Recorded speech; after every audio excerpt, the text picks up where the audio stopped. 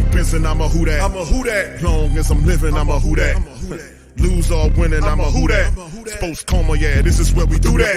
Where we do that, where we do that, where we do that, where we do that, where we do that, Boogie like Benson, I'm a who that. I'm a who that. Sports Coma, this is where we do that. Where we do that. Welcome, welcome, welcome. Somebody please better help. Running this thing like Elf. I thank God every day I'm not a felt. Go to YouTube Live with Big Q and the guys. If you ain't ride or die, the bandwagon get flipped. Been marching in, that was way for the ring. I was yelling out your shame for the championship. Bucking on town, duck down. Falcons, pluck, get shut down. Panthers ain't much touchdown. The vision really belong to us now. So much hate on the Saints, you could probably tell. Ever since Bounty Gate hit the NFL, when things seem fishy, then you probably smell the crooked referees or Roger Goodell. Yeah, probably like this, and I'm a who that. Every day I'm living, I'm a who that. Lose or winning, I'm a who that. It's the Sports Coma, this is where we do that. Where we do that, where we do that, where we do that, where we do that, where we do that, Boogie like this, and I'm a who that. It's the Sports Coma, this is where we do that. You're listening to the Sports Coma with Big Q and the guys on the PRO Media Network.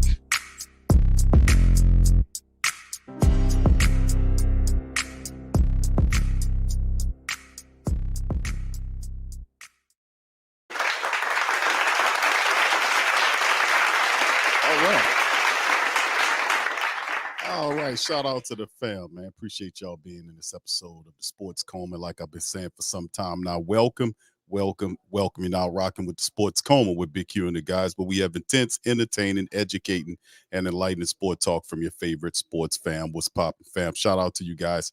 Appreciate you being in the live. Please do me a service and hit the like button, hit the subscribe button, and by all means, feel free to share the show on your social media feed. We are in this thing. Shout out to the mighty Who Dat Nation. Hope you guys are having a fantastic weekend.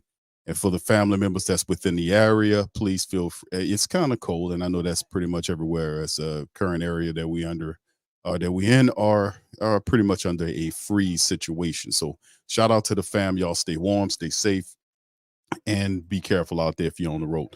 Big ups to the fam. Appreciate y'all being in the building, man. This one here is entitled Saints. It's just the Saints coordinate update and news and notes. The last few days, the Saints did something. We had to cover the Mickey Loomis situation that occurred, and I'm not really.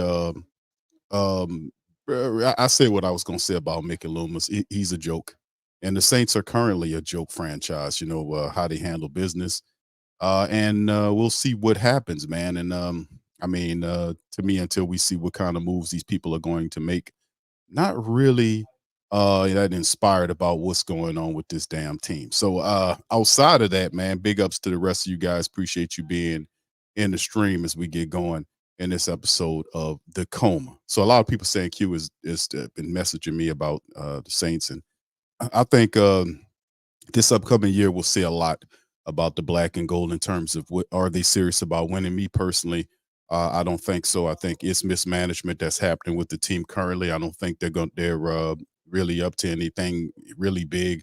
We are definitely losing a few assistant coaches here or there to other jobs, and we'll bring some more. They'll bring some more guys, and we'll see how it goes. But anyway, we'll cover several articles in this stream as well, talking about the Saints in terms of the hires that Dennis Allen is going to do. We, of course, know Mickey Loomis did take what he called the responsibility of why the team is failing or has failed the last couple of years, saying that they've been too comfortable. That's a term that I've been using. I've never heard them use that term. I've been saying they're comfortable. I've been saying they're a bunch of fat cats. I've been saying that success has spoiled this team. And a lot of different teams handle success differently. You see some of the more storied franchise throughout the NFL. They win championships and they get back to work. This is a team that largely, historically speaking, it has been a losing franchise. It took us 20 plus years before we actually got a winning season, and some more time after that before we actually made the playoffs. The last 20 years of this, we've had some success in the black and gold building, won the Super Bowl, but since then, not even close to it. And, we've been saying for the last 10 plus years, the Saints just been living off the rep of the Super Bowl that we won some time ago.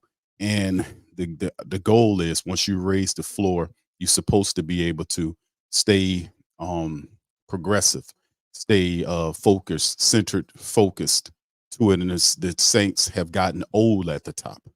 They've gotten old at the top. These other guys here are over relied upon. This is a very unique situation where it's not as progressive as I would like it to be, where new blood or new people, younger people move up into the organization to lead the organization into the future. It's not ran like a business like that. It's ran like a family. And when people at the top of the team start telling you when they're going to leave the team and these guys are employees, we got a problem, man. We got a damn problem. So, I'm going to continue to speak my truth, and I'm going to stay on there, on their backsides. And Dennis Lucia, and who's the boss of Mickey Loomis, has to sit up and take note, especially when they start looking at their money and understand you're not going to give these people junk and garbage and call it football. You're not going to compare Dennis Allen to Sean Payton. There is no comparison. You compare Dennis Allen to his peers. You don't compare him to Tom Landry and Bill Belichick and the greatest coaches with all of these attributes that Dennis Allen doesn't even have, or even he's not even interested in obtaining them because he don't even know that he lacks them. So we have a major issue at the top of the team with the general manager who's arrogant, who's egotistical, who's governing or operating out of arrogance as opposed to being progressive and are doing the correct things to make things happen. I don't want a general manager who only works in the off season. We need somebody that will keep his foot on his head coach that he hired during the season and not leave him alone and allow him to fail. If Dennis Allen, as over the last couple of years, this year's the first time he's had a winning mark, but it's Mickey Loomis's responsibility to stay on top of these guys, especially during the season, and don't give dumbass announcements or speeches at the end of the season when it doesn't matter. Give them during the season when it does matter, because perhaps that can motivate the players to do a little bit more in that game that they needed to win against the Green Bay Packers, a little bit more in that game against the Minnesota Vikings they were supposed to be, a little bit more against that Tampa Bay game when they lost, when they should have won that game, or against the Atlanta game when they should have won that game as well the first time around. So, like I said, that is a progressive organization. That is doing it the right way and handling the business. These guys are fat cats. They have been gorged with all the success. The owner is the richest person in the state. She's worth over $6 billion that she would want to report to Forbes. Of course, they're a lot wealthier than that. We've given them all these sweetheart deals, and we simply want the team to be ran like a progressive business, not like an old mafia family where a guy can sit up there and tell you in 10 years I'll think about retiring when he's been sitting on top of the team for 20 years. It's not a real general manager, only a general manager in name, and telling you what he gonna do and what he not gonna do. And then they don't say anything about it. They just let him go. So, like I said, I've been putting the heat on him, and them people know that I've been putting the heat on him. And sooner or later, the Who Dat Nation, I'm not really caring. They're gonna hear it one way or the other. They're gonna look at the goddamn bank books, and they're gonna realize that merch ain't selling. They're gonna realize that them tickets ain't selling. They're gonna see them waiting lists, or they waiting on you now. They used to be in reverse. Now they waiting on you. People just, and listen, this is not just for the Saints. This is for across the NFL. Overall, people are more enlightened. They're more empowered than there's ever been. And this is the time of empowerment. A lot of people are understanding, they're approaching sports differently. They're not approaching it like a fanatic anymore. That's old timey crap. This is a new era of time. It's a new energy. It's a new focus out there where people, they're approaching life differently with empowerment. This is the time of empowerment, and people are looking at it a lot differently. So a lot of the stuff they used to say don't work anymore. I'm proof positive of that. And people are across the league are buying more and more into that mentality that they're going to use their power to change things. And the power is the money. So they count on you not being on code. Let's show them some stuff. But anyway, let's keep it going, man. Let me jump into this thing and make something happen, man. Shout out to y'all. Appreciate y'all for being in this thing. and we're gonna handle the business. All right. Shout out to everybody, man. Good to see y'all being it. Brother Quavedi says just on account of this year, DA shouldn't be mentioned with those great coaches. Easy schedule, great roster, and still fail. Loomis sounded like a damn fool. He was unbalanced. We covered it. His face was flush. His eyes were glossy. He was chewing that gum loud and smacking. And I think he was chewing that gum so that you don't have a dry mouth. That's what I really do think. And listen, I'm from New Orleans, bro. We've been around. Y'all know what this is. I don't have to tell y'all what time this is. Y'all know what this is. You know what you're looking at. Irrational behaviors, making these really stupid comparisons and stat prattling. I've told you everything about it. I have not said anything that's inaccurate. And I backed it up even when I was saying during the season, because Mickey has always been a source of entertainment to us, but as of this past year, he's really been showing his true leanings, his true thought process, his elitism, his arrogance, his stupidity. A lot of that, like he's untouchable. There is nobody in that organization that's untouchable. When you get on code and pull that money back, all of them will start bowing and scraping to you because they need the money to survive. And they are out of touch with you and Mick and Loomis.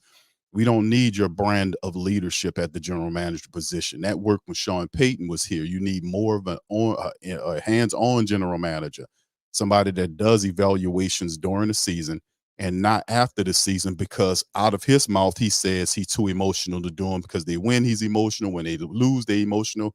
And I guarantee you the Saints still pay him on time, even though if he don't do his job and decides to do that. Dennis Lucia, what are you doing? How are you allowing him to talk about his emotions and not doing his job, but he's still collecting a check every week, every other week, or every month, however they pay?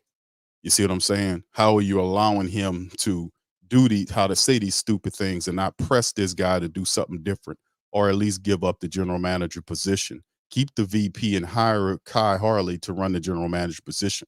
I promise you, he's doing most of the things already. He's doing all of that other stuff. He's the one working and doing the money stuff. I promise you that much.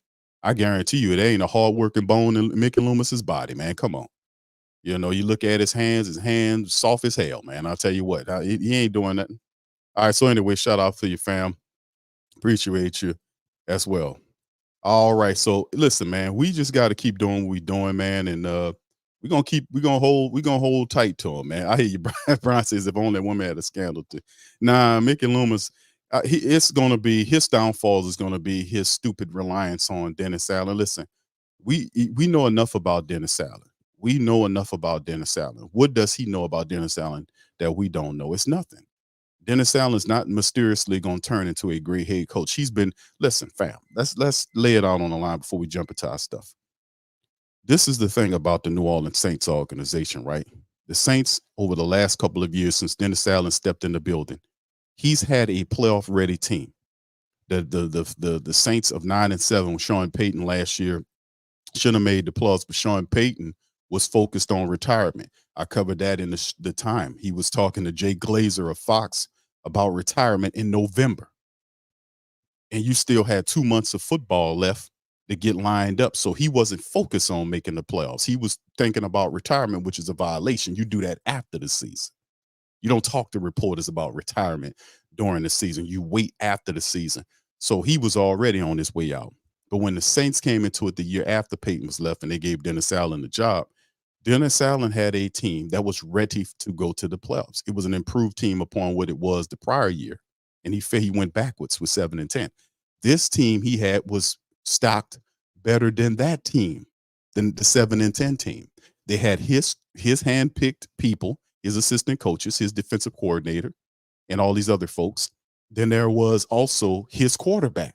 So we had an influx of Raider assistant coaches and players into the Saints organization at vital positions, right? Foster Moreau, Derek Carr, all these guys came in, right? The team went 9-8. Why? The season was a very agreeable schedule. It was also a wide open NFC South. It wasn't a competitive NFC South, and several different times the Saints had to lead in the NFC South before giving it away. Bad, inconsistent football at the onset, and that they couldn't recoup from. They did win what 4 of the last 5 games, but what good that got you? Didn't get you much. You got you a middle grade first round draft selection and got you out of here. So you got to look at everything, and we got to contrast that when they start talking about 9-8. He had it.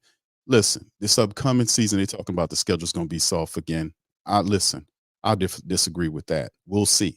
But at the end of the day, we look at the intangibles and we evaluate coaches, even though Mickey Loomis tells you you're not qualified to do that, even though he don't know what the hell he's doing. Nobody in his right mind will pick Dennis Allen and say he's a great coach. Only a stupid, deteriorating mind person will believe that. An arrogant prick who thinks that he got a game figured out on what these other guys are, and when you criticize his calls, he can't handle it, which means that's why he should be replaced, because he on some Mike Dicker stuff right now, to be honest with you. But in the end, it just shows you the ridiculous level of just foolishness that they're involved in right now, which is totally ridiculous. So anyway, let's get into it, man. Let's talk about this, man. I just want to drop that on that and talk about that, man, before we get rolling into the game. But we'll watch, because listen, this is not going to be a bad season for me or any of you guys. And I'm going to tell you why. The New Orleans Saints will do exactly what they're supposed to do. In one way or the other, we're going to have some light. We're going to get light. This upcoming season, there is no denying you cannot run from what's about to happen. So don't look at it as a down thing or whatever. Just get ready for verification. Get ready for veritas. Get ready for truth. Get ready for light. Get ready for sunshine. Because the reality is, all of this is going to be cleared away in the upcoming season, one way or the other. So just remember that. All right. So anyway, let's get into it, fam. Shout out to Bob Rose too, man. I wanted to give Bob a shout out, man, because he did a very wonderful job on the article, and I just want to commend him. And like I said, I think Bob is probably one of the best writers that's out there right now. Shout out to you, brother Bob, and brother Kyle and the Saints News Network. This was a fantastic article that I want to go over with you guys, and then we'll talk about others like Michael Hodges. The Patriots are looking at him, and shout out to the Saints Wire, brother Sigel over there, ranking the Saints 5 most disappointing players of 2023. And then we'll talk a little bit about the NFC South, in particular, the Atlanta Falcons, who are actually doing a pretty good job of trying to upgrade the level of football in the NFC South to the chagrin of the New Orleans Saints. Not the Who Dat Nation. It's the difference. The Who Dat Nation knows what time it is. Plus, I wanted to kind of share some updates and give you a little background about the Jon Gruden situation as well. So let's get right into it, fam. If you please hit the like button, hit the subscribe button. Please feel free to share the show, man, on your social media feed or with the rest of the diehards. Here we go. All right. Saints coaching hires may be influenced by Dennis Allen's relationship. Now, this was very key. This was well written, because this is truth. Dennis Allen, over the last several years, have been Sean Payton's guys are out. Dennis Allen's guys are in. And he gives a list of some of the guys that could be coming here, as Dennis Allen is a one-trick pony. He'll go out there and he'll look for Raiders guys and see if you can bring them on in here to listen to him. So, yeah, it's basically turning them into the New Orleans Raiders. It's just pretty much what it is. All right, here's some surprising names to watch if Dennis Allen has a major say in the revamping the Saints offensive coaching staff. Like I said, Bob Rose. Saints coach Dennis Allen finished 7-10 in 2022. His first year in charge of the team. Despite the top 5 defense that season, Allen made big changes in his defensive coaching staff. The Saints jettisoned co-coordinators Ryan Nielsen and Coach Richard, 2 highly respected coaches. Interestingly, New Orleans, the new coaches that were brought in for 2023 all had previous ties to Dennis Allen. Defensive coordinator Joe Woods was a defensive back coach under Dennis Allen with the Raiders back in 2014. Marcus Robinson brought in the coach. The Saints DBs were an assistant coach on that 2014 Raiders staff. Even Clancy Barone, the tight end coach, was an offensive assistant with Texas A&M in 1993, where Allen played as a defensive back. Could you imagine him as a DB? Could you imagine him as Dennis Allen as a DB? Really?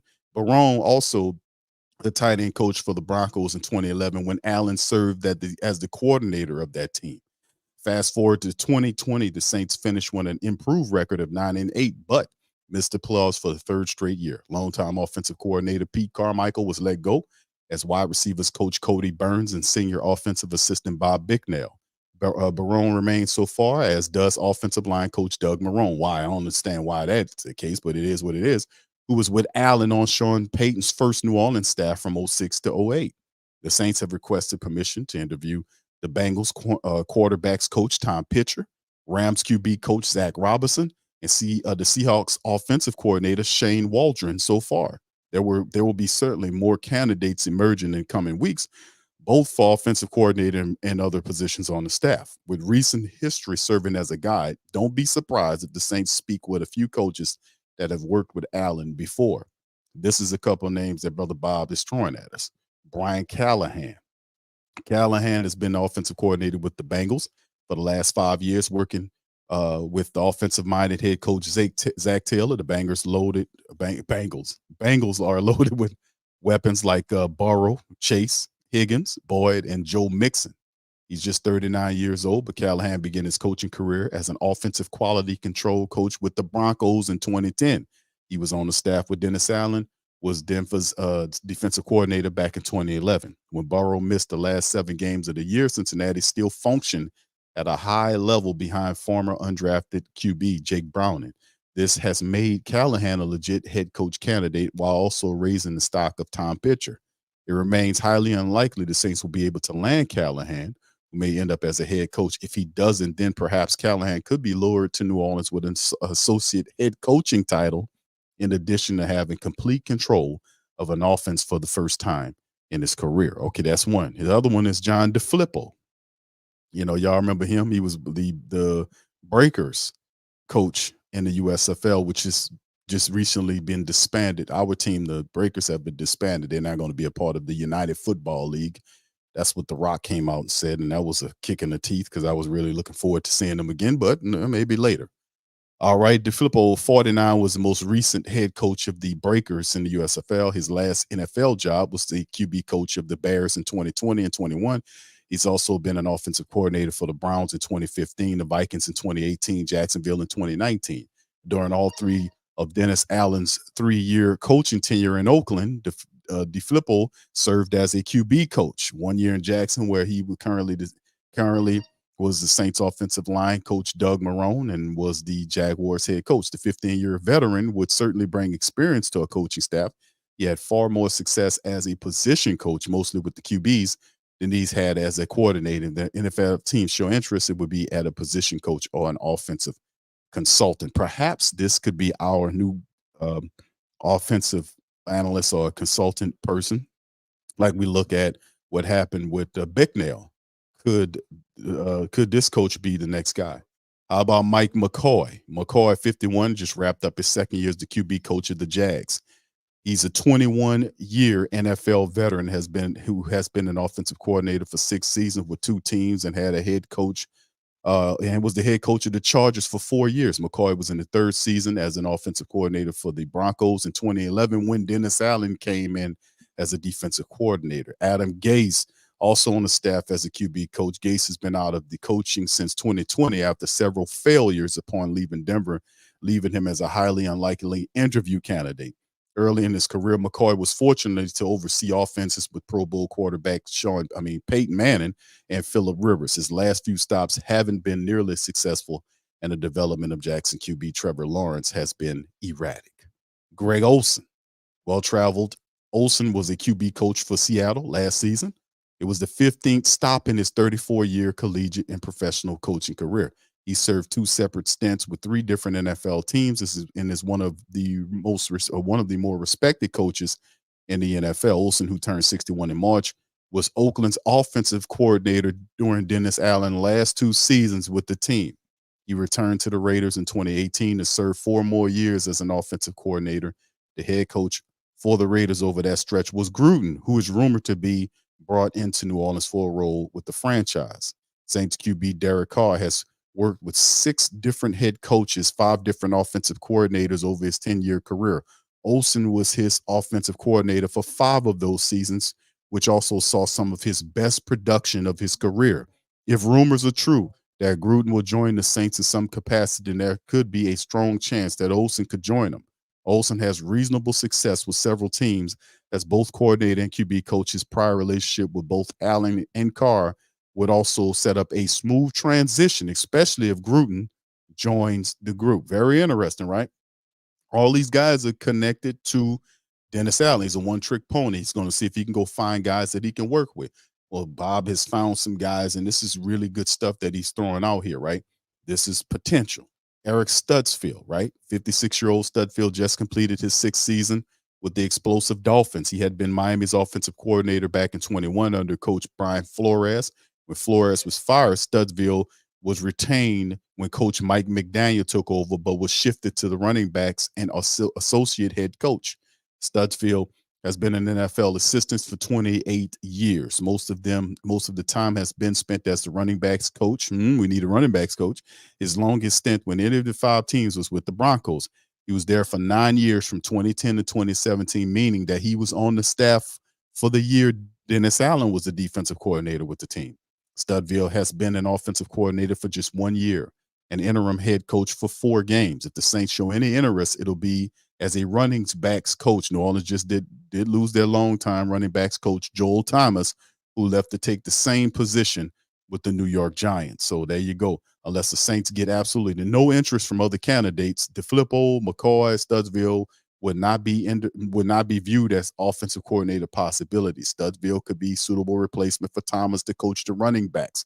DeFilippo, or I'm butchering the hell out that man name, or McCoy could be veteran additions to the staff as a quarterbacks coach. Need one of them. Getting Brian Callahan would be a major coup. He's a hot young candidate who's getting interest as a head coach. If he doesn't happen, perhaps the Saints could capitalize on slim hopes by offering him a complete control of the offense and an associate head coaching title. Greg Olsen, Jon Gruden combination almost feel like a logical outcome for the way this franchise has been run lately. Both have prior relationships with Allen. More importantly, for success on the field, Derek Carr has had success working with each coach early in his career. This combination would definitely ease Carr's transition into yet another new system with much of the same terminology and several plays he's been used to run. The team won't admit it, but one would think that Dennis Allen's job is on the line in 2024. He missed the playoffs twice in an awful division, and his team ended 2023 in dysfunctional fashion. With those factors and more in play, how much influence will Allen have in hiring a mostly new offensive staff? If this history with the Saints is an indicator, then one of these names could certainly be in play if Allen has the primary say. So shout out to Bob. Wasn't this a good article, family? Real insightful article and a good look, a really solid look into the mindset of Dennis Allen and what they could possibly be looking at, because what Bob is thinking about is how they employed the defensive staff once those guys left. We talked about the co-coordinator roles a year ago, and he came in with all his guys that all of the guys, like he mentioned, Classy Barone, that's a guy, then a Dennis guy, the Marcus Robinson, the secondaries coach, Dennis guy. The other guys, the defensive coordinator, Joe Wiz, is the Dennis guy. And then, of course, if Michael Hodges is lured away, he could be another player, or a coach rather, to need somebody to, some replacement there. So, this has happened quite often defensively. Why would it not be the same offensively, especially when you bring in the guy you drafted when he was with the Raiders 10 plus years ago? So it's a good thought process in the end. And the ultimate of all this is Jon Gruden. Where does he fit in this whole situation? I'm going to give you guys an update momentarily. Let's finish up with this. All right, Patriots interview, and we know about this. This actually had happened the other day, and we hadn't gotten anything on it yet. But the Patriots did interview.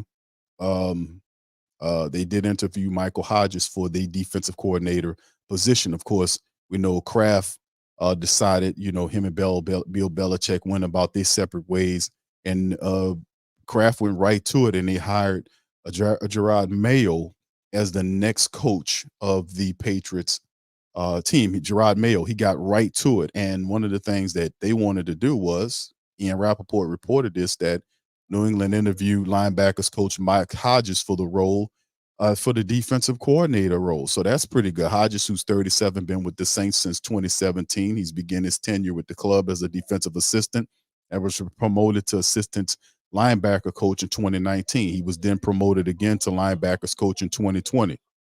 The Gerard Mayer is also reportedly going to interview Broncos defensive coach Christian Parker for the same coordinator position. So this is one of the things that we talk about, like when you're winning games and then all of a sudden things start changing where you have to kind of look at replacing some of your staff, and that happens. And we anticipate other stuff like this happening this year as well.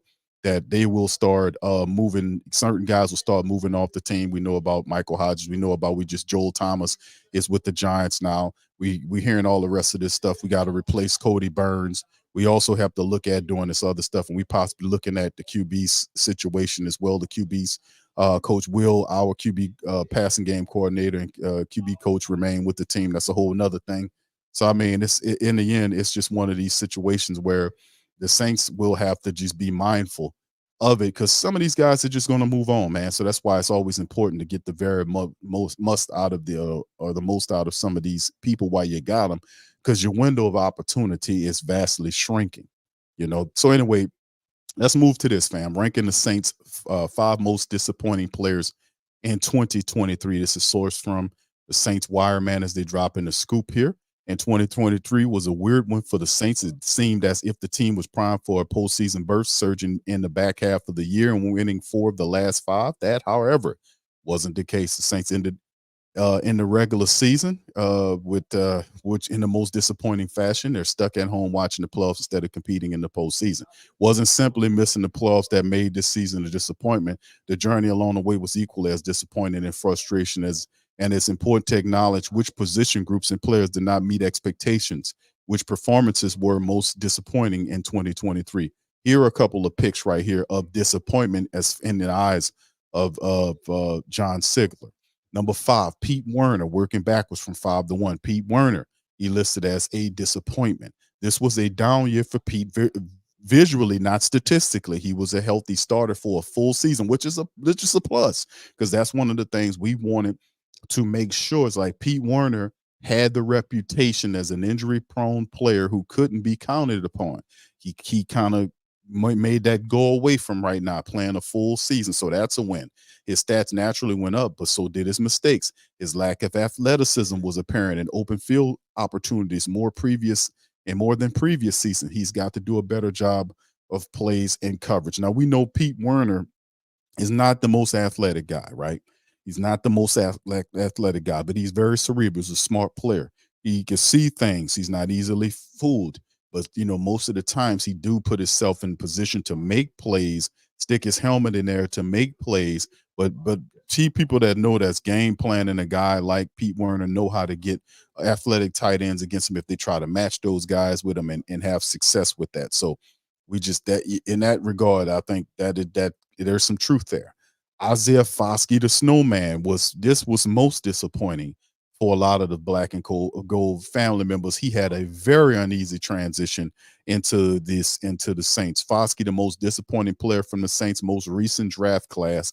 He was an early second-round pick, but yet the defensive end was primarily a special teams player. Despite New Orleans struggling to rush the passer, Foskey still didn't play meaningful snaps. It's far from over for him, but this year was very disappointing for the rookie. An injury derailed the season, but even when he was healthy, he wasn't seeing meaningful action in the game. Yeah, Isaiah Foskey, the snowman, was very disappointing for what we anticipated a lot more from him in that rookie year, and it just didn't come. It's few flashes here or there, but too far and few in between. So this is a good one to put up here on the list. Number 3, Cam Jordan. Jordan had 2 sacks in 17 games. It's the first time he had fewer than 7.5 sacks his rookie season. When you have a year like that, like he had in your mid-30s, it's easy to say Father Time starting to catch up with Cam Jordan. If you ask him, though, he will say it was multiple ankle sprains he had to manage through the year. Regardless of reason, this was a down year for Cam. So indeed, and people were on Cam last year before he had, when he had the year when he kind of burst forth on later on in the year and piled up a bunch of sacks. This year was the most disappointing year that I've seen with Cam. And you're right. Cam did have ankle issues. He was out there trying to do his thing. That ankle didn't do him no service out there. I watched the film on Cam trying to pursue people up and down the line of scrimmage. He just didn't have that athleticism. He couldn't get there. So it was very that was very tough year for Cam. And when that happens, a lot of people gonna say father time, he's getting old, stuff like that. So yeah, indeed. So at some point, do you, when Cam gets healthy, do you consider, because he's still under contract, do the Saints consider doing something different with Cam? Like some of our other players, sometimes they tend to shift those guys inside. You see what I'm saying? And have them to do something inside rather than outside, put more athletic guys on the outside. Do we then shift Cam more inside, let him play more inside? Because like I said, Cam is a Saint for life, and he's going to play out the rest of his contract. But definitely a disappointing year for Cam Jordan. All right, number 2 on the list of the top 5 most disappointed players, Saints Trevor Penning. This should really be number 1, to be honest with you. So I can't wait to see who number 1 actually is. Penning was benched after 5 games, though he had played a lot due to an injury the following week. After that, he played a total of 13 snaps on offense over the last 11 games, and there were more injuries, but never more Penning. The Saints say they still believe in him, but actions speak louder than words. Indeed, the Saints could draft another first-round left tackle just 2 years after picking Trevor Penning. And just to stick right here for a second, the way they had handled Trevor Penning, like I was saying about playing him at the left tackle position, I thought that was really problematic. It wasn't good how they had him handle him. And remember, I played it here on the stream. I played it here, and I tried to talk to the family members, and I talked to them about how the Saints used Trevor Penning insofar as they put him at the left tackle position. He wasn't ready for that. I knew it. I kept telling him, don't do that. Don't put him at the left tackle position. Put him at the right tackle position. Do something different, but don't put him at the left tackle position, because that is the most difficult position outside of center for guys to play, because you will more than likely face the best offense or the best defensive pass rusher from that spot. So every game, you're going to get their best person over there on that blind side, attacking the blind side of your quarterback. That means Bosa's. The Bosa's is coming at you. That means all of the top guys, all of them, the Myles Garrett and the rest of them, all those guys are going to be sitting over and playing where Penning is.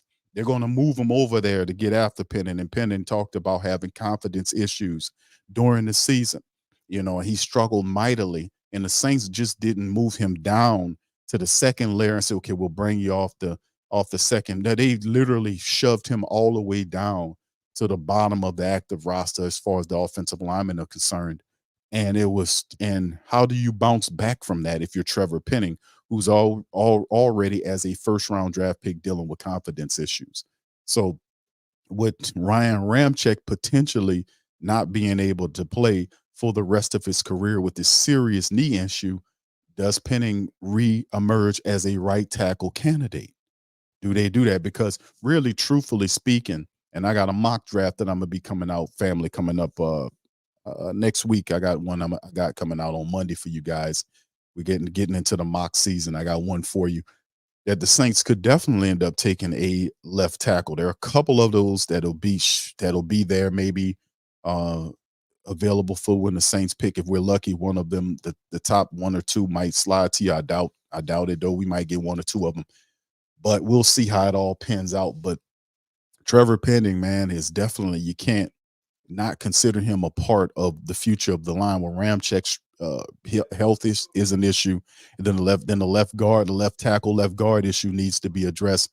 Nick Saldiveri is a guy that was drafted out of Old Dominion to be the left guard. He was hurt all year. I still would see about providing some depth there to kind of push him. And the left tackle position is definitely a position they could definitely draft for us. But yes, Trevor Penning was a very disappointing. It's to me, he was the most disappointing player in terms of being a first round draft pick that did not contribute. But this is the number 1 guy. This is the most that I ain't mad at this pick right now. I really ain't. This is who John Sigler says is the most disappointing player on that team for this year. Let's see what he says, man. That makes me laugh. Not in a good way, because I understand people have their questions about Carr. He really didn't prove too much to me this past season. Just did some stat packing toward the back of the season, but still a lot to prove in the next year coming. When the Saints signed Carr, there were expectations the Saints should easily be a playoff team. This is true. Unfortunately, the Saints didn't live up to expectations. In the beginning of Carr's time with New Orleans was littered with frustrating moments on and off the field. The offense struggled to move the ball and spurted when they did. Carr improved late in the season, so hopefully transitions into year two. Now, this is a point because he took way too long to get going. Like it took 2+ months of football before he even started to look different. And like he started getting better toward the back end of the season, like the last month of games, which is way too long for him. He took way too long to get going. And the frustrations and the fussing was because he don't take accountability. He don't want to take accountability. He's sitting up there. I remember the time where I lost a lot of respect for the guy because he was sitting up there lying. He was sitting up there lying to people, telling them, hey, we got the answers in the building. Remember that? Put one in the chat if you remember him telling the reporters, Mike Triplett and Jeff Duncan and others, that we have the answers and they're in the building.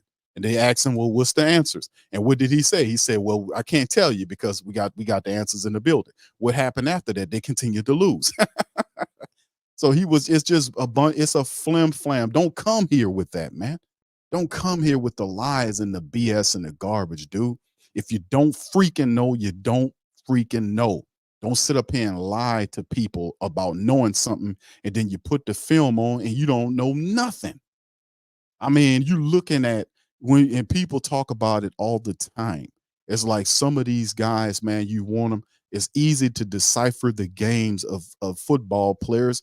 Anybody could really go and do it. Anybody could be a scout. You just got to know what you're looking for. You just got to know what you're looking at. You just have to be a judge of skill and talent. And it's not a very hard profession to do. You just got to take it serious, do your research, study behind what you need to study, and just be a clear evaluator. And you don't have to do it professionally. A lot of guys do it non-professionally and do really well at it. So when you look at what Carr was, and there's plenty of film that you can break down Derek Carr, he is a very flawed guy fundamentally. Things could happen a lot better for him if he just didn't stare down half the field as much as he does.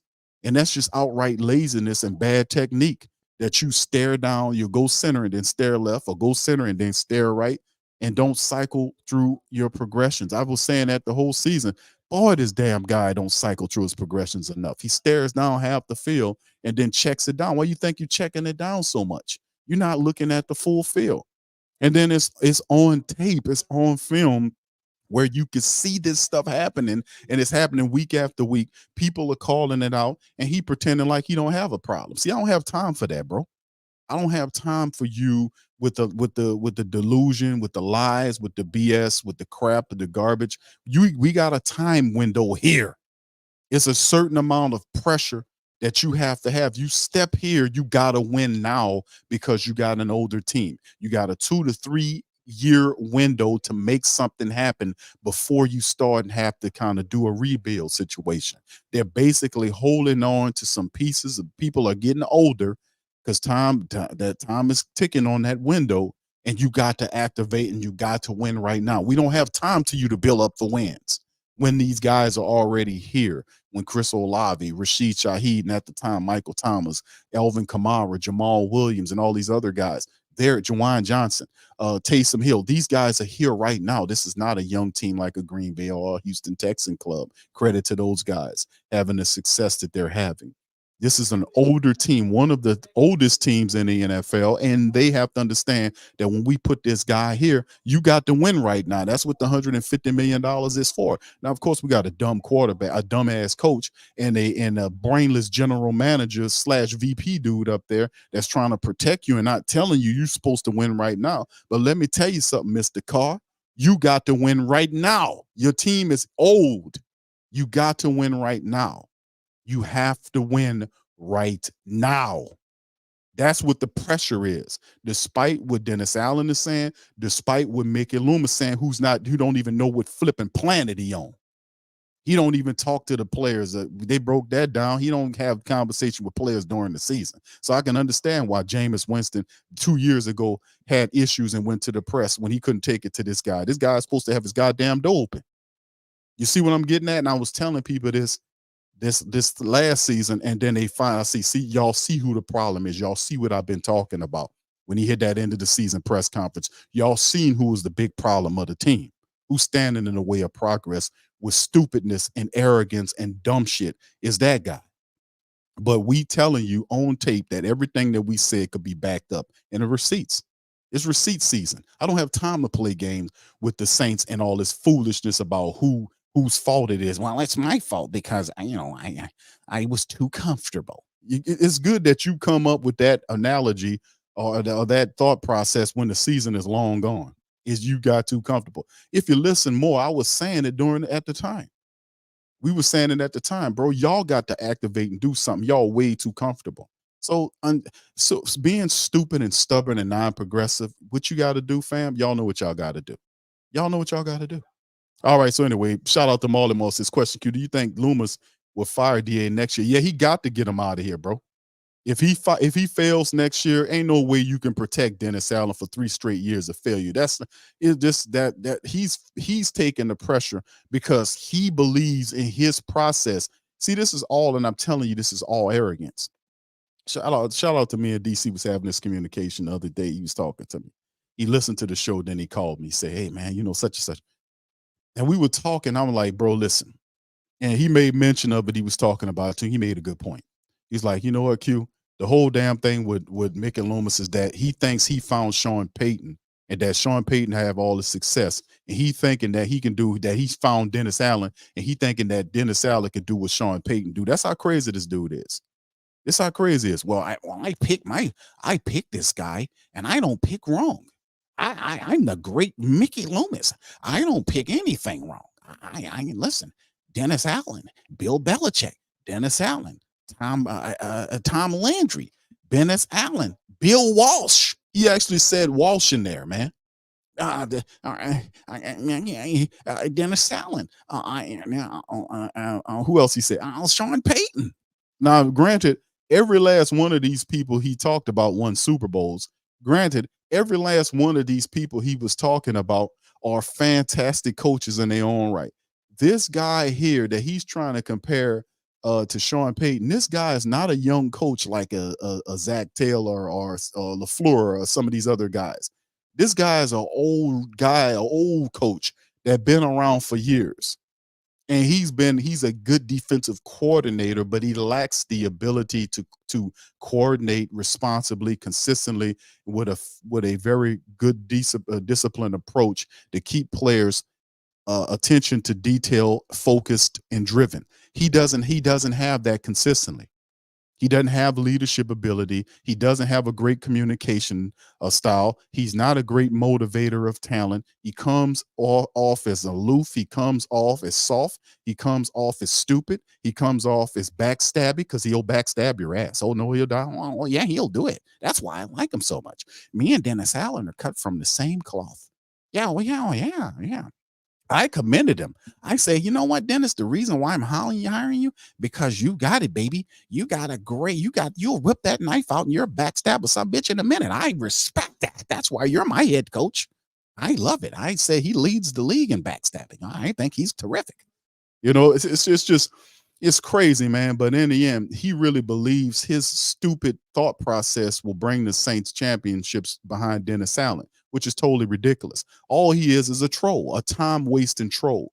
And just like we were right the year before, we were right this year, and we'll be right next year. 1 + 1 + 1 is all math, right? Right? It's all math. But he got to Maul. Thank you for the question. He says that would make Mickey look stupid after you compare DA to. Yeah, Mickey Loomis. We don't have to wait for that to happen for Mickey Loomis to be considered to be crazy, dog. We don't. And nobody in their right mind would do that, bro. Dude, he was sitting up there chewing and smacking gum. He took 5 or 6 drinks of water or whatever he had in that cup on top of the gun. And anybody know when you're chewing gum and you drinking water, it washes the flavor of the gum out of the flavor of the gum out. and then you just basically just chewing on some tasteless shit. He didn't put it in the cup and then start biting some more. He just kept chewing it like it was the greatest thing ever, and he did it for an hour. He did that. The dude is not right, man. We know he ain't right. His face was flushed. His eyes were glossy. He was gesturing and his mannerisms was off. He was bringing up stupid ass stats. Don't have nothing to do with anything. I call it stat prattling. What he does, he been doing that all season long. Stat prattling, bringing up stats that make absolutely no sense. That don't buy anything. I was ready for that one. Oh, you was ready for that? Making that question about, oh yeah, I wrote it down. I was ready. And he actually did research on it to give you that and start running off records like he was dropping some science. He ain't here, man. He ain't here. But this is his last thing. And even though next year there will be no real excitement around the Saints organization with Dennis Allen in terms of that, because people don't want Dennis Allen here, because overall, the majority of the people recognize Dennis Allen as not a good head coach. And how the season ended, not with the 4 of the 5 wins, but how the team went against them, and they downplay it like it's not a big thing when it really is. That it just goes to show you that that guy needs to be replaced as a general manager. But see, they're not progressive enough, because they run the team like an old mafia family, as opposed to like an actual business when you're supposed to bring in fresh-minded talent to take over some of those positions to keep the team fresh and progressive. They're keeping these old people here. No disrespect to my older people out there, but I'm saying 20-something odd years in a new game like the NFL. Mickey Loomis is the oldest tenured general manager in the game, and he gets repeatedly flushed and fleeced by younger people. Why? Because he's not a real general manager. He's a general manager in title. He's more VP than GM. He don't need 2 titles. And that's what I'm saying. If you like him, keep him as a VP, but let somebody else do the general manager position. His time is up, and it shows. The draft situation shows his bad calls on who Dennis Allen is, him sticking with Dennis Allen in the competitive NFL when Bill Belichick and all these other guys are trying to get in the NFC South. Pete Carroll's out there. You got Jim Harbaugh wants to make the leap back, and you saying, well, I forget all those guys. I got my guy. I got him. He'll backstab the hell out of you. That's why I like him. It's just stupid, man. It's dumb. Tom Landry, the dude said, he said, Bill Walsh, the inventor of the West Coast offense, he compared Dennis Allen to that guy, man. Are we serious here? Mickey Loomis is out of his mind, bro. That was a black eye. That whole press conference was a joke. It was a joke. It was terrible. It was laughable. It was awful. And it didn't inspire any confidence in that organization. None whatsoever. I was embarrassed by it, matter of fact. I really was. So anyway, shout out to the fam. Let's keep it going, man. And yeah, there you go. All right, so anyway, let's keep it pushing, man. But yeah, I agree. I like the call John Sigler has on Derek Carr, saying, yeah, he took way too long to get going.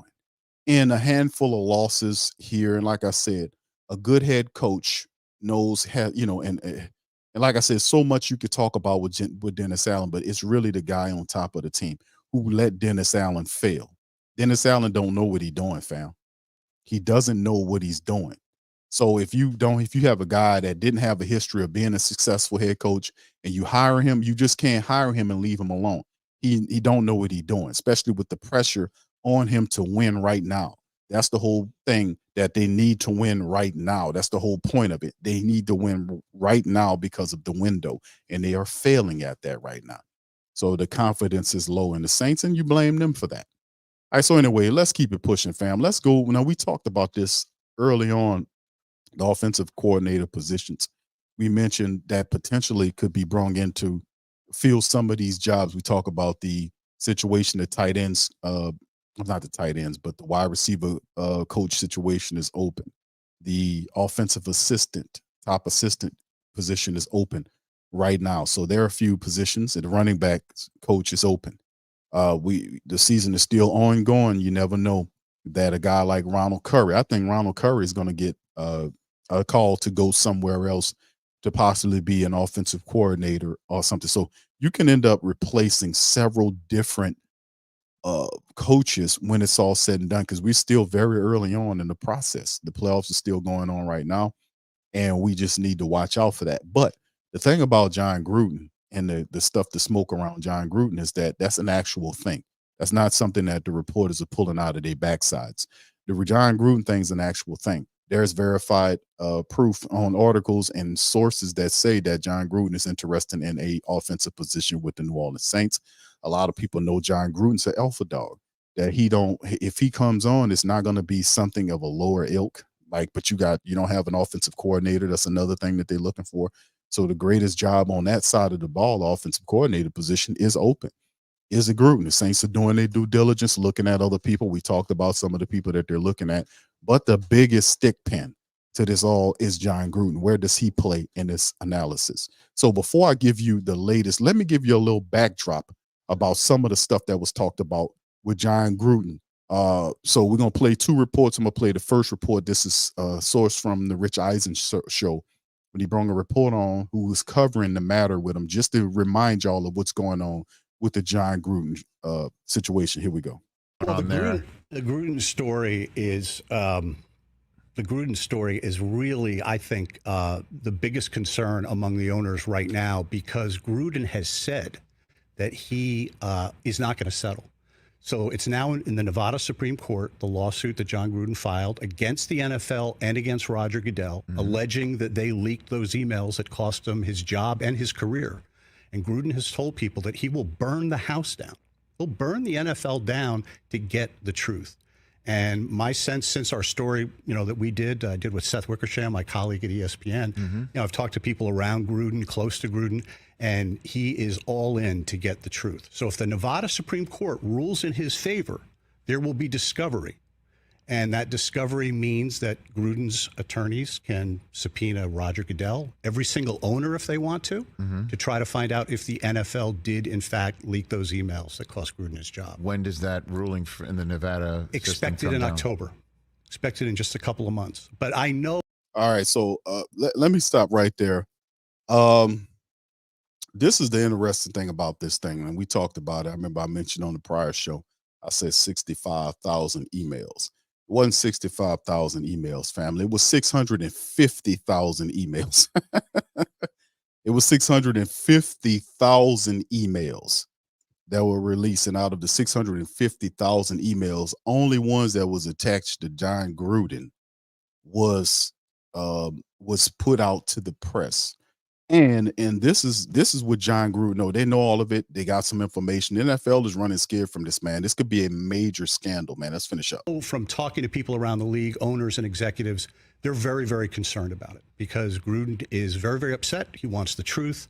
He said no number on a check will satisfy him, and he wants his career back. I think he wants to coach again. As you know, he's working with the Saints. Yeah, I know. Yeah. He's been at the Saints training camp, but I imagine, doesn't the NFL, with Discovery, not everything is going to be great for Jon Gruden to come out, right? And if he burns the NFL's house down, which owner is going to say, oh, yeah, we'll hire you and put you on the sideline? So that's. I think I know somebody. I think I know somebody that's going to hire you and burn. See, and this is the thing, too. We know somebody that wants him. And the reason why they want Jon Gruden is because Derek Carr wants him. This is all to appease Derek Carr, bro. This is just what this is like. Well, Q, why would they go after Jon Gruden? That don't even make any sense. He's suing the NFL right now. Why? Because Derek Carr wants him. It's simple as that. All this is that you think Dennis Allen, a weaselly snake like Dennis Allen, would want Jon Gruden, an alpha dog on his team. You have to look over his shoulder. This guy has a Super Bowl ring. And he's an alpha. He'll run him off eventually. Sooner or later they get into it, but it won't be nothing bad. He'll just act just like he did when Arthur Smith walked up to him cussing at him. He'll grab both the sides of his stomach and he'll say, well, calm down, guy. We on the same team. There is no confrontation there. There's none of that. But yes, indeed, this is definitely in my eyes, man, this is all about Derek Carr, to appease Derek Carr, the $150 million quarterback who they've tied their careers to. If Carr fails, they get fired. They know that. They understand that. So they're going to do whatever it can to make sure that doesn't happen. Here we go. Right, that's a great question. The other issue too, Rich, is the 650,000 emails that were amassed those Bruce Allen emails as Yes. part of the Wilkinson investigation. And the worry is that discovery will lead to those emails as well coming out. Yeah. And we've heard from people around the league, there's all sorts of other dirty laundry hidden in those emails about all sorts of people around the NFL. So the NFL is in a defensive crouch, very, very concerned about the lawsuit. And it's the ball's in the court, the Nevada Supreme Court's. And Gruden. So as you heard, this guy's covering it at the time. He's covering it. This interview took place several months back. I'm just giving some of the family members, reminding them of what's behind the whole case with Jon Gruden.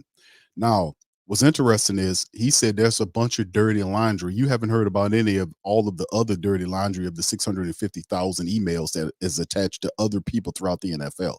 Only Jon Gruden, which is what they're saying. What Jon Gruden is saying, that this was designed to destroy him, and which it did. It did. He got fired. He can't even coach in college. Nobody wants to touch him. The only team that wants anything to do with him is the Saints, because Derek Carr wants him as a coach. So I mean, this is the truth of the matter, and Jon Gruden has a case. This could bring Roger Goodell down. That's why Goodell is trying to petition the court to throw it out so he can bring it into arbitration, and into NFL arbitration, and the guy that's over the arbitration is him. So he wants to create a kangaroo court of sorts. It's a dirty, stinking dog he is, man. But anyway, let's finish up. Gruden is just still angry, pissed about everything else that happened. Extremely angry. What do you think happened? Well, our story laid out, I think, a pretty compelling case that there were a number of groups that had access to the emails Yes. and were involved in the leaking. We reported that DeMaurice Smith, the outgoing, now the ex-head of the National Football League Players Association, Yeah. had gotten a copy of that first email and bragged that he leaked it to the Wall Street Journal. That second set of emails to the New York Times, Rich, I believe that the league had something to do with it. That's what our reporting showed. Rock Nation, our reporting showed, people told us, was also involved. Desiree Perez, the CEO there. Yeah, that was reported in our story last month, where we laid it all out. I think that everybody had a motive to leak it, and I think we laid who had access to it. We went into, and you and I talked about it when I was on your show just a couple of weeks ago when I was on the phone. I mean, you know, there's a lot of animosity between Roger Goodell and Jon Gruden. Certainly in Jon Gruden's mind, he was running around, you know, telling people, you know, I'm the head of the Roger Goodell club. And, you know, his lawyers believe that got back to Goodell, and that was a motive for Goodell greenlighting the leak. It just like, This guy know what time it is, man. He ain't just pulling this out his backside, man. He did an investigation and found that out. With Smith, the former, you know, the guy that ran the Players Association, Rock Nation, that's Jay-Z. You know, so a lot of the weird relationships they got. So it was a collective of people who wanted him out of there. And like I said, when this aired originally, I thought I was the president of the F. Goodell fan club, whatever you want to call it. But man, but it's the thing. It's like people's asking Q, would if they take Gruden on, would that make the NFL more mad at the side? You can't get no. I mean, listen, the NFL been doing right shit to the Who That Nation for years, man. Getting Gruden in that regard don't mean crap to me, man. You know, the NFL, Roger Goodell has had a tough stance against the Who That Nation for years. He could have ruled against when the championship game happened, they had those egregious calls. He could have elected to replay that whole situation, redo that game or whatever. You know what he did? He hid all the way up into the Super Bowl, the day before the Super Bowl. So he had the NFC Championship game was happening. I was covering it at the time. Roger Goodell could not be communicated with. He could not be found. And the only time that Goodell did make an appearance was in the day before the Super Bowl. It was the Saturday before the Super Bowl. He made an announcement and refused to answer any questions pertaining to what happened in the NFC Championship game with the Saints and the Rams. He refused to talk about it. He told them don't ask him about it, which means that he wanted it to play that way, and it happened that way. So, scumbag trash and filth like that guy eventually will get the issue. That's the problem with guys like that. They thinking that they can get up there and they can do whatever they want to do until the universal principles rip them down. So it's time for him to go down like the trash and the filth that he is. Anyway, thank you, Chantel. Appreciate you. And thank you, Maul as well for your super chat. Both of y'all. This video. Thank you very much. Picking me up and bringing me back to this world.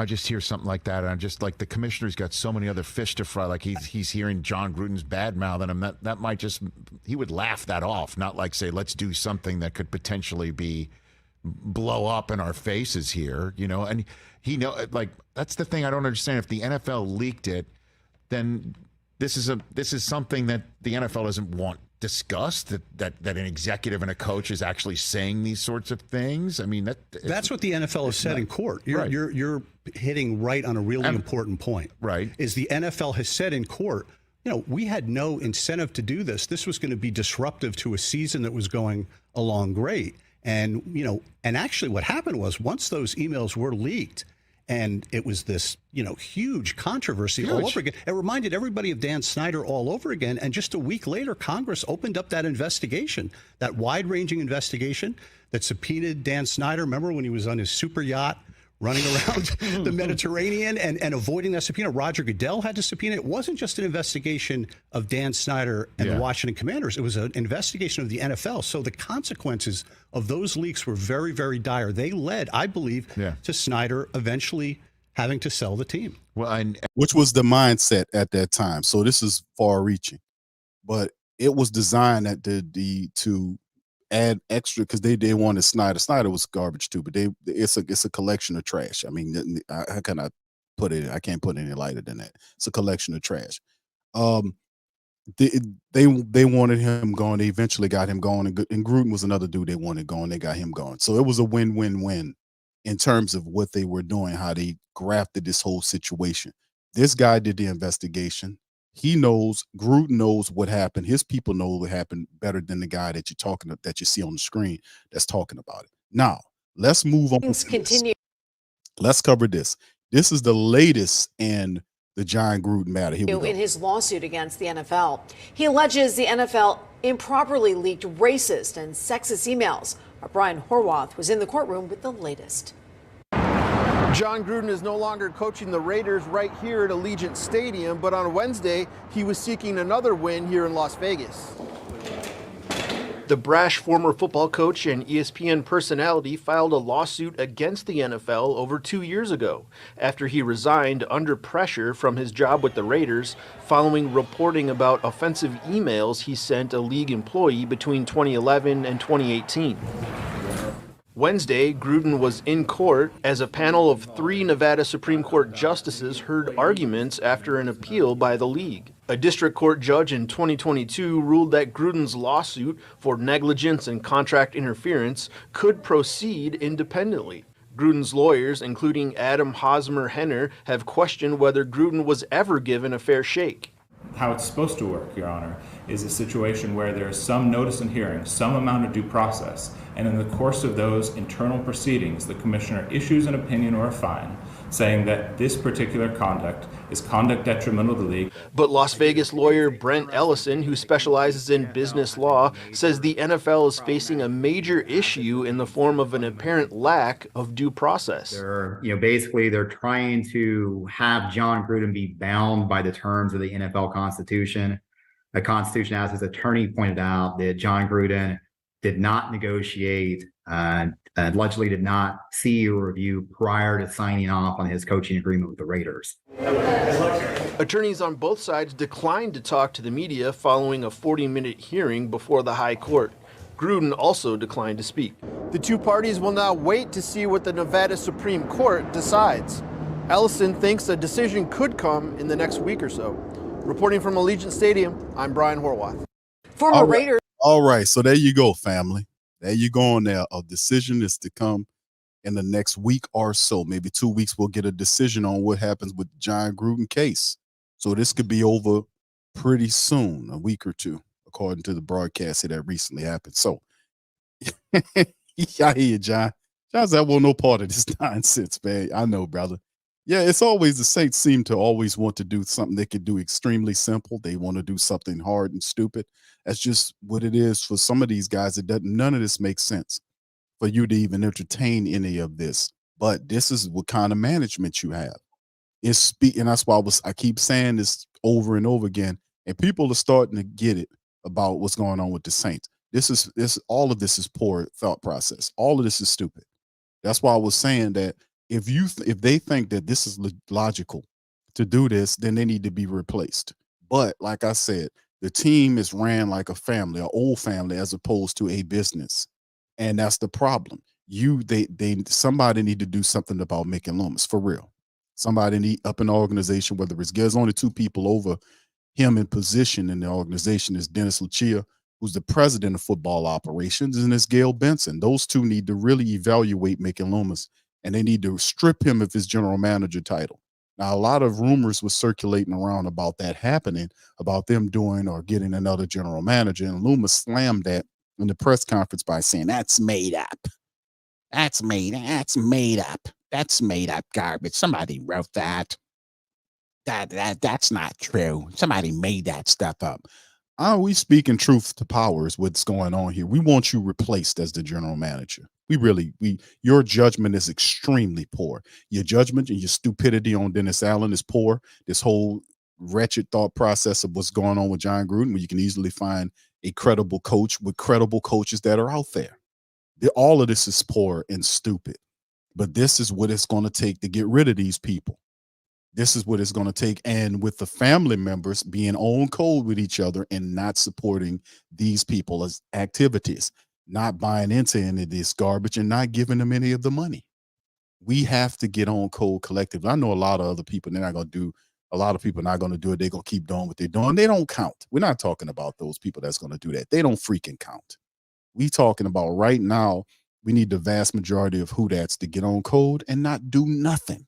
That's not hard to do. Not doing nothing, okay?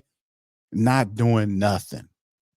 Not doing nothing to support the team and all this foolishness they're involved in.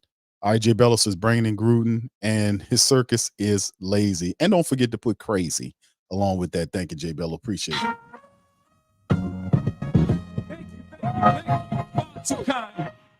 Yeah, shout out to you guys. Thank you for the super chats. And Chantel, thank you for becoming a member. Shout out to you guys. Thank y'all. Yeah, and it's a part of the game, man. But I just wanted to share that with you guys because a lot of people kept asking me about what's the latest on the Jon Gruden stuff. And I just wanted to share the game with you on that. All right, so anyway, let's cover this. Some interview requests. This is more like a tracker, if you will, about what's been happening with the Saints thus far. We know that Carmichael was ultimately fired. Cody Burns and Bob Bignell along with him. Saints running backs coach Joel Thomas signed with the Giants with the same job. And of course, the Saints did interviews with interview requests for guys like Dan Pitcher, who's the QB coach of the Bengals, Zach Robinson, the QB coach of the Rams with McVay leanings, and of course, Shane Waldron. We also talked about that and covered that some of the people that they've also had interest in interview. And of course, the Patriots interviewed Mike Hodges on that. And we have not determined, they haven't determined much on that right now. It's just, we'll hear some more about this later on in the coming days and weeks as they go over some of these openings and see if they can find replacements. And we'll see what they're going to do in terms of replacing some of these people. So yeah, this is very interesting, man, to be honest with you. Yeah, I mean it's a circus, man. You know, it is what it is, brother John. Hemisphere says Gruden has a lot of luggage that come with him. Atlanta's bringing Harbaugh in for a third interview. Yes, indeed. Yeah, a lot of stuff is going on, and I credit a lot of people, man, that's doing commonsensical movements. The Saints are not rational, and I've said that before. They're not rational. You see how Loomis is really, according to a lot of people, is the top football mind in the building for the Saints, which is scary because it appears like he don't have much of a mind left. And I'm not being mean. I'm not trying to disparage that old fella. What I'm saying is sometimes you got to know when to fold them. You know, remember that old song? You got to know when to hold them, know when to fold them. And that dude don't understand. It's time for you to go, bro. You holding up progress. These are asinine decisions that they're making. To bring Derek Carr in here, as opposed to looking at kind of moving the team forward, building up this, doing that, it's just really strange. And then Dennis Allen, who really I would give him a short leash, because Dennis Allen is he's a poor head coach. He still hasn't gained my respect as a head coach, and not any people's coaches. So it is what it is. But anyway, let me get a few comments from the family members. If you guys have any questions, please feel free to throw them in the chat. I'll do my absolute best to answer them in this thing, so y'all guys understand here, man, I just want to touch upon it with some updates with the family members. I hope I shed a little light about the whole Gruden situation. I know that was kind of in flux, but we should hear something about a decision with that, because the NFL really doesn't want that in the court. They don't want all the dirty luggage out like that. And if Jon Gruden wins that, now really listen, I really hope Jon Gruden wins that lawsuit. I really do, because Roger Goodell and all these people that's doing this stuff, that's abusing their power, and these organizations really need, when you start abusing your power and abusing what you're doing, and you start lying and undermining the people, you need to go down. That's regardless in the sports world, wherever you are. If you undermining the people, you're doing evil back garbage type stuff, you need to go down. You need to go down. That's a violation, and you need to go down, all the way down. So I really do hope Jon Gruden's lawsuit is successful, because hopefully we can get rid of him.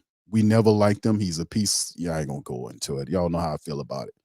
But hopefully we can take him all the way down. Get him on up out of here. All right. Yeah, so, and that's the thing, man. So to be interesting. So anyway, Swagger says, 504 says, for the fan, why y'all not saying anything? But they had a lot. What he says, for why y'all not saying anything? But they had a lot to say when it was Colin Kaepernick. Okay, I hear you, brother. I mean, on Colin Kaepernick, kind of throw that out there, Swagger. I don't know. You might have said something else, brother. Let me see if I can pick up for what you're saying. Okay, here it is. Y'all not saying anything, but they not a lot to say about Colin Kaepernick. You saying Kaepernick, how they treated Kaepernick, how they threw Kaepernick out of the game? What are you referencing, brother? I'm not unclear. Clarify that in the chat. All right, shout out to the fam, man. All right, the Hemisphere says, what really concerns me about all this is Mrs. Benson being told something totally different just to get her on their side of things. It's definitely manipulation going on. We talked about that. They manipulating the hell out of her. Tom Benson entrusted these guys to run the team correctly, and all they did was enrich themselves and lock themselves positions up under her.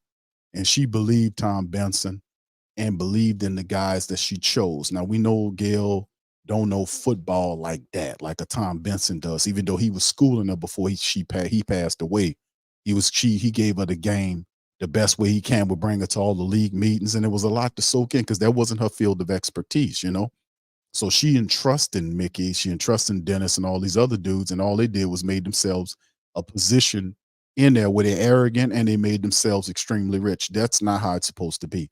Like, a general manager is supposed to feel the pressure. If it's not coming from the owner, it's coming from us. And we doing the job. We doing the job we supposed to do, because you're failing. If you don't like it, come talk to me and tell me what you think.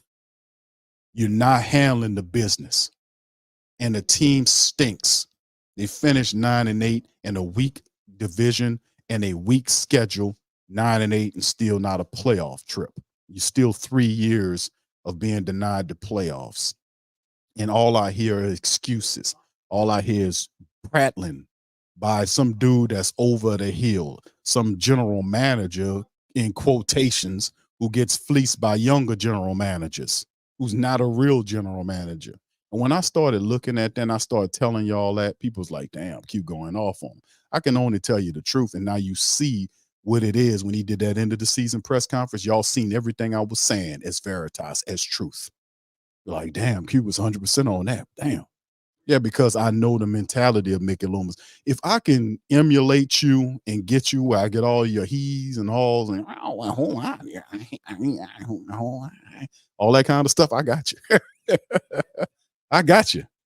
I got you.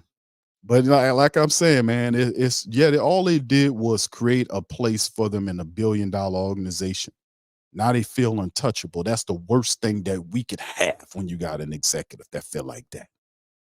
That's the worst thing in the world, that they don't think that they so safe that they don't think that you could reach them and pull them down out of there. That's the worst thing in the world that happened with the New Orleans Saints organization. That you got a general manager up there that thinks he's untouchable, that he can say or do whatever he wants up there and not feel any kind of response from he knows that the owner not coming from him. So if she not coming for him because she not checking for him, who got to do it but us? Who got to do it but us? So we will do it. We're going to do it in all the ways to make you understand that your arrogance and your elitism and all the bullshit you say won't save your ass in the end. That's the bottom line. All right, so anyway, shout out to the fam, man. Jay says, does Miss Benson really care? She going to care once them tickets come down there. Then Mickey Loomis is such a ravenous liar. He was saying in the press conferences, all these interviews, that the reason for why people weren't Saints people gave their tickets away, sold them to the Detroit people in the lower bowl section, was because they needed the money. Put one in the chat if you remember him saying that. He said that. Well, we understand that, you can, people need money at times. No, that's not what happened. He even said the stupidness in the press conference about it. He knows that the people are selling their tickets because they're displeased with his dumb movements, but he's such a liar and scumbucket that he refuses to tell the truth. And he will tell Gail Benson that people, they needed the money at the time. That's why they sold their tickets in the Detroit game. That's why the waiting lists they're not waiting in the waiting lists anymore, because, they need the money. It's tough out here right now. And no, that's not what's going on. People still have some extra money where they delegate for Saints games and Pelicans games. They're not using their energy money, their power money, the utility money for Saints games, the gas money for no. They have a set aside group, some money for that event and that item. They got that money set aside for those season tickets, set aside for that merch, set aside for this, set aside for that. They're not using their utility money, their mortgage money, their car money, they whatever. They're not using that money for Saints games, bro. What are you talking about? They're not doing that. They're withdrawing their money because they're not pleased with you and what you putting on this field, the dumb shit you're talking about. And he thinks he's untouchable. And he's lying to her. And see, there is nobody telling Gail, hey, man, this team is in trouble. The people are displeased. See, Gail, even if she doesn't know football, Gail should still be keeping her ear to the street. If Gail don't know football, she should still know people. She should still know to listen to her advisors, but at the same time, she listens with the other ear toward the street. Don't let them be a toll booth between you and the people. Let her be the one. Let her listen to the people on the street, because you can listen. It's as simple as turning the TV on and putting me or somebody else that's talking like me on here. What is this guy talking about? Is this true? And then do some research behind it. It's not hard to verify what I'm saying. I'm telling you the truth. I'm emptying out, telling you, and I'm not charging you the kind of money some advisor would tell you. You know what? Maybe you need to try to change this general manager around. His decisions over the last several years are very spotty at best. You might want to kind of look at I know you like him, yeah. I know you like him, yeah, because he's such a nice man. Mickey Loomis is such a nice man. Okay, Gail, okay, you said that twice. Well, that's fine. He's such a nice man. But what you need to do is give him the VP job, take the general manager job away from him, and give it to a guy that's a lot younger who's doing that job right now, in Kyle Hartley. That creates a whole new pattern and rhythm with the team over the next 20 years. That's what you need to do. So that's the whole thing, man. So yes, it's a lot of deception going on right here. As you can see, a bloated, arrogant, elitist Mickey Loomis come out with all this rhetoric. It's ridiculous, man. He believes he's untouchable. He really does, man. All right, Big Bull Hopper says, y'all stop buying them Saints and Pelicans tickets until Gail get her mind right. That's the only thing that will actually work, family, to be honest with you. Economic boycotts work. They really work, family. They work, and they're very easy to do. All you have to do is do nothing. You can't make it no easier than that. Don't do nothing. It comes down, that's all. If you don't approve of what they're doing, you don't approve of the Jon Gruden stuff, you don't approve of Mickey Loomis looking like he loaded on something during the press conference. If you don't approve of Dennis Allen backstabbing his team, if you don't approve of any of that, don't do nothing. You can watch the games, just don't go there. Don't buy any merch. Go somewhere else and buy Saints merch. Go to my merch store. Go to others' merch stores. Support them. The people that's keeping it real, that's telling the truth. Go support them. But don't give your money to them because you're putting good money after bad. Sometimes we have to do that. Let's get them straight. We did that early on. That's how we changed them from 20 years of losing, from making them to changing them to get their mind right. People started not only taking their money back, because it started with putting bags on their heads, and the family members created the ain'ts terms and put bags on their head. That wasn't something some rival team gave us. The people created that. They did that as a way to insult the leadership, to make them understand that they were visually displeased with what was going on. Then after that, the economic boycotts came, where the stadiums would be empty and all these games would be blacked out, to the point where that's when ownership started taking it serious. That's when it really got real, when the Saints' money went way down, and that's when they really got pissed and they thought, man, we got to do something about this. Because right now they believe in, they're not progressive enough to be like a Green Bay Packer organization or a San Francisco 49 organization. I mean, an organization that's competitive year after year after year. They're drafting, signing people, and competing. They're in a conversation every year for an opportunity to play for a championship. Where are the Saints at? I mean, they doing stupid stuff. They hire a bum-ass coach and then make 1,000 excuses for why he should stay. Compare him to people that's in the Hall of Fame now, when that's not even in their peer group. That was so stupid. So, I mean, in the end, it's just awful. Don't throw good money after bad. Don't do it. Chantel says, Q, do you think, he said, what you think about Tampa being in the playoffs? I think Tampa Bay did a good job. They took advantage of what the Saints didn't do. They got Baker Mayfield 1 year for $4 million, and Baker Mayfield took the Tampa Bay Buccaneers and he turned them into something good. His stats are better than Derek Carr's stats. He got the team farther than Derek Carr. The Saints were, in my opinion, a more talented team than Tampa Bay, but Tampa Bay was a better team than the Saints team. They had better leadership than the Saints had, and they were able to get to the next level. They won a playoff game, and now they're in the second round, and the Saints are watching them to play. So, I think they did a really wonderful job, Chantel, to do that, man. It's what it is. Thank you for the question. All right, Young City says, why can't we get LSU QB this year? Because they will have to move up to get them. The Saints pick them right at the middle of the draft, I think at 14.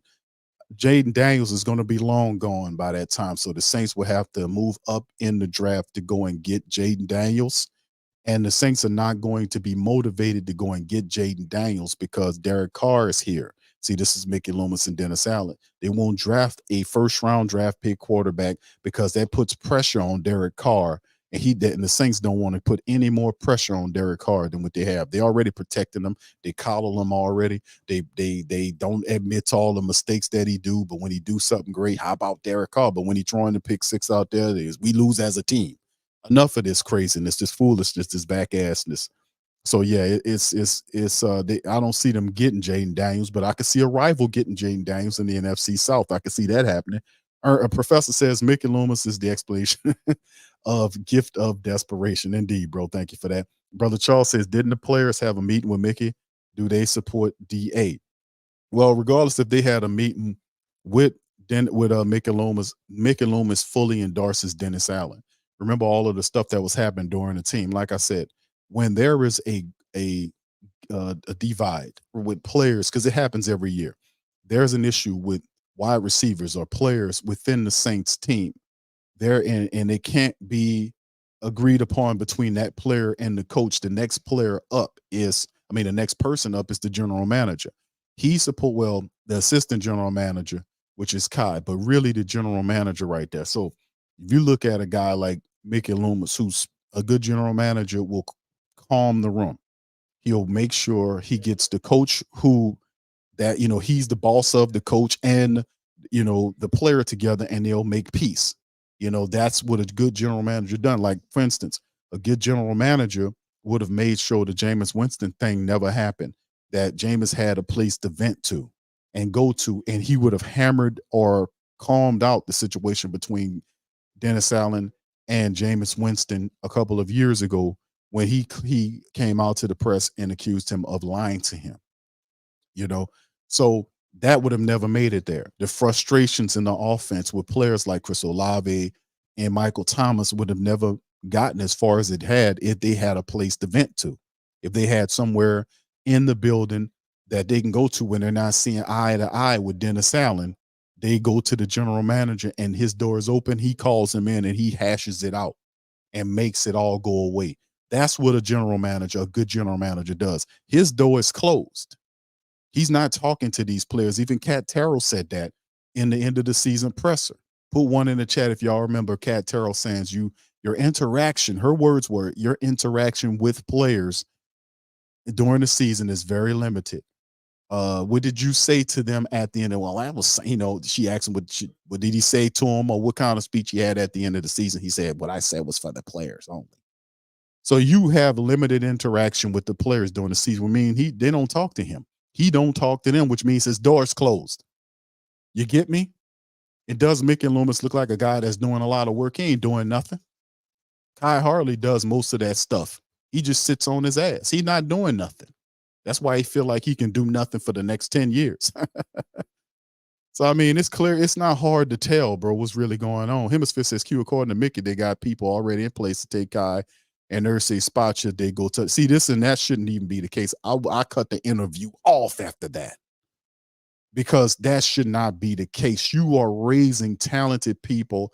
They shouldn't have to go to other places to express their abilities. There should be room for them in this organization. Mickey Loomis doesn't need 2 jobs. He doesn't need them. And he's not doing a manager's job well anyway. He's not doing anything. He don't evaluate during the season. He said that because his emotions isn't too much into it.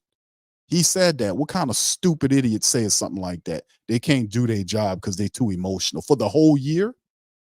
So, I mean, I cut the interview off after that because Lucia should have got there and said, you know what, Dennis, listen, Mickey, this is what we're going to do. You're going to remain as the VP, but we're going to bring somebody in to be the general manager. Okay. All right, we're going you whatever VP jobs you can keep doing it to general manager jobs. We're going to bring Kai in. He's an assistant general manager. We promoted him last year. I think he did a really good job. He knows about the cap management. We need a more hands-on general manager, somebody that can be more interactive with the coach and the players, not somebody that's going to sit his ass in the room eating clam chowder and orange juice or whatever he's doing up in there. We don't need that. So, I mean, that's when I cut it off. Yeah, he says, I remember him saying I cut it off. I did not like that, man, because that means that you're going to still have dumb decisions by this dinosaur over the next 10 years. And he's deciding when he goes. That should not be the case. See, that proves that he's comfortable and he's a fat cat. That's why Dennis Lucia need to say, you know what, you talk, and Mickey Loomis talk about making it uncomfortable for other people. He never used the comfort word. I was saying that all damn season long. That let you know them people listening. We kept saying it the whole season. They too comfortable. And all of a sudden he got it in his vocabulary now that they too comfortable. And he was saying that they're too comfortable. No, we got to make it uncomfortable. That's right. We need to make it uncomfortable. And we start with Mickey Loomis. We need to make them understand that he does not need the general manager position. Keep the VP, get the general manager job up, and let him know that his ass is on the line too if he has bad decision making and that he can be replaced too. You get what I'm saying? They all need to have that fear that makes them do their job. He's too comfortable, too complacent. How dare he talk about being uncomfortable and making it uncomfortable for everybody else when he's the main problem? He's the one that's too comfortable. He's the problem. Yeah, so that to me, that was ridiculous, man. Mickey said, Pelicans Nola says, Loomis says he never takes about Kyrie. And yeah, I remember saying that, man, and that's a shame. And that's what I was saying. He's the problem. And I was telling people at the time, you got Dennis Allen because of Mickey Loomis. You got Dennis Allen in year 2 because of Mickey Loomis. You got all these crazy decision makings, all the stuff behind Gruden because of Mickey Loomis, because he fosters all of this garbage and this trash. Nobody in the NFL wants nothing to do with Jon Gruden. They don't want to touch Jon Gruden. He's radioactive. Even college teams don't want Jon Gruden there. He wants to coach in the NFL. Nobody wants Jon Gruden. The Saints want him because Derek Carr wants him, so they entertain it. If he what guy with a brain would want with him suing the league? You just shut that down right away. But not them. Rock says, I may be a Panther fan. I support you. Shout out to you, Rock. Thank you, bro. Rock is the coolest Carolina Panther family member we got, man. He always represent. Looking forward to the end of the season roundtable, but good luck, big game, James and the Bucks. Yeah, indeed, bro. Shout out to big game. Everybody picked Brother James' team to finish. I think it was last, and he got the last laugh. So credit to Brother James, man. And that should be something that's coming up pretty soon, bro. We'll see. All right. Yeah, I know Tired Eyes saying Belichick. Yeah, either Belichick or Jon Gruden, regardless or not, bro. Credit to the Atlanta Falcons, man, because the Atlanta Falcons and the Carolina Panthers and even the Tampa Bay Buccaneers, they're doing what it takes to win.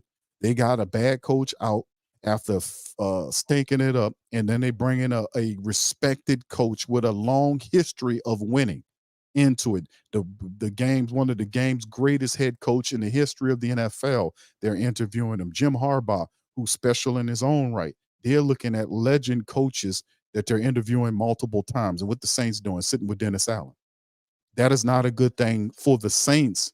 It's a good thing for us, to be honest with you, because it'll help hasten getting Dennis Allen out of here. And we'll see what happens when he's sitting up here comparing Bill Belichick and Dennis Allen together when they got to go head to head in a hated rival situation over the next couple of years. I love to see how that plays. But in the end, this is the joke. This is a joke. This man is mentally unstable. That's why he needs to be taken off that job. He really does. All right. Yeah, I heard about that too, Sirianni. Yeah, that was the man just won a Super Bowl last year. He wasn't going nowhere, bro, unless he did something really awful. All right, so big ups to y'all. All right, any more questions, fam, before I get ready to get up out of here, man? I see a bunch of good statements. Jay Bello says Mickey doesn't need any job. Well, listen, he's such a nice man. That's what Gail says about Mickey Loomis, so I think his VP job would be safe. Now, outside of the general manager job, needs to be stripped of him, for real. We need that. And then what that'll do is that'll give Kai Hartley, the general manager, that'll create another assistant position, the assistant general manager, and we can have some fresh people. And what that do is that'll give Kai an opportunity to find his own head coach. And he can find a Brian Flores. He can find an established head coach or somebody else that can come in here with a winning record and make something shake. You know, like I said, I'm not mad at whatever. Atlanta's doing what they're supposed to do. They're doing what they're supposed to. They got rid of a bad, dumb coach, and they bring in a coach with a winning heritage. And really, they're just a quarterback away from really doing some positive stuff. They got a lot of talent over there. The quarterback position is something they need to get together, and they rumored. If they get a Bill Belichick, there's rumors out there. Kirk Cousins coming in. Kirk Cousins cooks the Saints. That'll be a bad mission right there. They can draft somebody. They got high enough position where they can get a Jaden Daniels or somebody like that. So I mean, it's definitely there. All right, Rock said if the Falcons get Harbaugh, Belichick, we're in trouble in the NFC South. Man, it could end up where, a lot of stuff can go on, because I don't exactly know what Carolina is got going. They're looking at some people too. They're looking at the guy from Detroit who's still playing right now. They want him to be there. That guy's going to be a good player. A good coach for the Carolina Panthers. But let me tell you, the Carolina Panthers and the Atlanta Falcons will be very competitive. And Tampa Bay are competitive. Now, a lot of people thought they'll fall off by Brady, but this is a playoff team. They're going to build on top of that. So the NFC South will look a lot different next year, and the Saints could very well be bottom feeders in this division because they are falling apart. It's something when you don't have a respected leader on top of the team, bro, for real. All right. Yeah. Oh, yeah, absolutely. All right. Chantel says, Q, Panthers going to get Jaden Daniels and the badass coach. They'll smoke the Saints with DA and broke down car. Yeah. I remember y'all remember that night, that awful nightmare I was telling y'all about happening in the NFC South. And I said that well before any of this happened. That's how crazy this is. Y'all just remember what I said. When I said, family, I just had this vision. And I called it a nightmare vision. I said, Jaden Daniels is going to go here. And I said, Bill Belichick did it. And that was before any of that was even announced in terms of what Belichick was going to do with New England, and all this other stuff. And I was like, man, out of all the jobs that's open, this was going to, and I had that and it just hit me. And then I just kicked it. I was like, man, this is ridiculous. I don't want to see this. And it was what it was. We'll see. Yeah, he says Atlanta, Jaden Daniels is Atlanta, Jaden Daniels away from being a playoff team. They can get, depending on where he falls at, because we know they're looking at Williams out of USC. He'll be the top quarterback. There is also rumors, and I don't know how true it is because you got to get the coach before you get anybody else. But the Bears are rumored to be putting Justin Fields on the trade block, which is not really a big surprise there because he was on the trade block last year before they pulled him down and went with him an additional year. So they got a new regime coming in there, a new offensive coordinator coming there. Cliff Kingsbury is supposed to be a guy that's interested in. He's the current USC offensive coordinator or offensive coach, I forget, at USC, which is where Williams is. So if you get him, if they hire him for the Bears, that's basically telling you what they're going to do. With that, the Bears will be a fool. Now, I do like Justin Fields. I like him a lot. But Williams is a better prospect, in my opinion, than he is. And with new people coming in there, they're going to want their own quarterback. So where does that put Fields at? That means that ultimately Fields more than likely will get traded to a team who needs a quarterback. Imagine if that's the Atlanta Falcons, that they say we'll take Fields and then end up with Belichick or Harbaugh. Could you imagine what that'll do to you? Mm-hmm. Wouldn't that be nice and good for the Who Dat Nation? Maybe not for the Saints, but for the Who Dat Nation, that would be really good because that would expedite the process of getting Dennis Allen out of here. See, the NFC South will be a lot more competitive next year than what we've seen this past year. And despite them saying that the Saints will have another soft schedule this upcoming year, I don't really see you having a softer schedule than what you had last year. Very agreeable schedule this past season. And the Saints couldn't do nothing with it in terms of turning it into a playoff because 9-8 is a loss. That's not a win for a team that's supposed to be in the playoffs with a 2 to 3 year window. You're supposed to be in the playoffs competing for championships, and 9-8 ain't cutting it. So anyway, Big Bull says, y'all welcome getting Arthur Smith out of here. All right, Archangelo, Ange, I don't know how to say that, bro, but Ark says we was happy y'all beat us badly to get off the go. Hey, I was happy we beat y'all too, bro, to be honest with you, because we couldn't have y'all to sweep us. So we did what we were supposed to do. And whether and Arthur Smith was going to get fired one way or the other, brother. You know that. Arthur Smith, even if he had swept the Saints this year and lost, I think more than likely they would have ended up firing Arthur Smith anyway. And even if the Saints had got swept by Atlanta, the Saints would have kept Dennis Allen. Like I've said, if they've lost 3 games in a row by the end of the season, they would have Michael Loomis is so entitled and so arrogant, he would have sat up there and made excuses to keep Dennis Allen. It's just what it is. All right, Cameron, what's up, fam? Says we're going to win a Super Bowl in our house next season. I hope you're right, bro. I hope you're right, man. I would love to see a Super Bowl. T Dirt, what's up, T Dirt? How you doing, sir? Shout out to you, bro. How you doing, brother Wallace? How you doing, sir? He says, what's going on with you, Q? I'm just talking a little football, my brother. Shout out to you, man. How y'all doing out there in Atlanta land, brother Wallace? All right. Atlanta's feeling pretty good about themselves. They should, man. You get rid of a garbage coach sitting on top of the team, suffocating them. Carolina got rid of their coach early on, and they're serious about winning. You need a leader at that position. They're serious about it. They got all the talent in the world. A bad leader, that's what it make it look like. Boy, I promise, and I tell y'all, man, if you look what Houston did. Houston, even though they got beat, Houston was a rookie quarterback, 2 early first-round draft picks that they put together, made a move. A guy never coached at that level before is now a coach of the team. He takes that young team with C.J. Stroud and all those other guys, and he turns them into a playoff team, a 10-plus win team in his first year. He got them all believing because he's a leader. He's an attention to detail guy. People respect DeMeco Ryans. They respect him. That's what a leader do for your team. They can make you overachieve, and that's what the Houston Texans did. They overachieved this year, and they did a really good job. And that's what happens when you have a leader at the most crucial position of your football team. The guy is a leader. He's a winner, and he made them believe in him. And when they believe in him, they went to the stars. He got them into the playoffs, into the second round.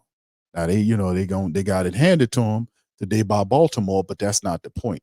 The point is they got the experience in their first year of going there. Could you imagine what they're looking like next year? You see? That's what a leader do for your team at that position, not a backstabby little twerk or a jerk who's doing all this weird stuff, backstabbing the team and just a weasel. That's not going to happen. You're not going to win a championship with a weasel as your head coach. He exemplifies all the wrong things. You can't backstab your people. You can't lie to them. You can't be unaccountable with people. You can't protect the quarterback and then throw everybody else under the bus and expect to go to the Super Bowl with cracks and fractures in your teams. Only the best team makes it that far. The best team, not collection of players, whatever. The best team, they all bought in. They make it the farthest. The best team gets that far. Not some, and that's why I was saying with Dennis Allen's nature and what he is and how the team is fractured.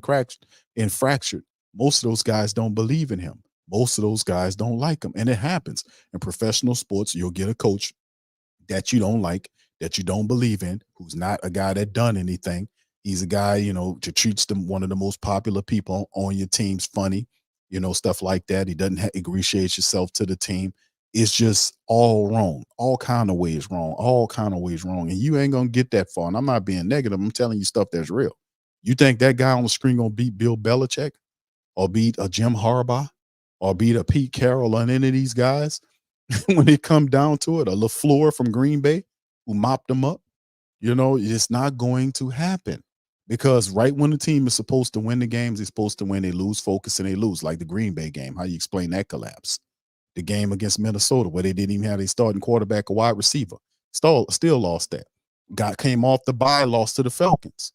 So, I mean, in the end, that's what I'm saying. This will continue to happen because he don't know how to keep the team wrapped together. He don't know how to do it. And he's not trying to learn how to do it either. Some of these things that I'll be telling you about, he's not going to go to motivational, some tutorial or go to some place where he can learn how to be a better motivator. He's not going to go to leadership school where they can teach him how to be a better leader or how to motivate guys, how to communicate better. He's not going to do that. He's not going to commit himself to becoming a better head coach. He's not going to do that. He's not going to do it. So you'll be seeing the same dude the next year with a perceived better team, and you're going to get the same result. It's not about what's on the field. It's about how you manage what's on the field. And this guy doesn't manage the team very well. He doesn't. It's not hate, it's truth. It's just what it is. The results are clear.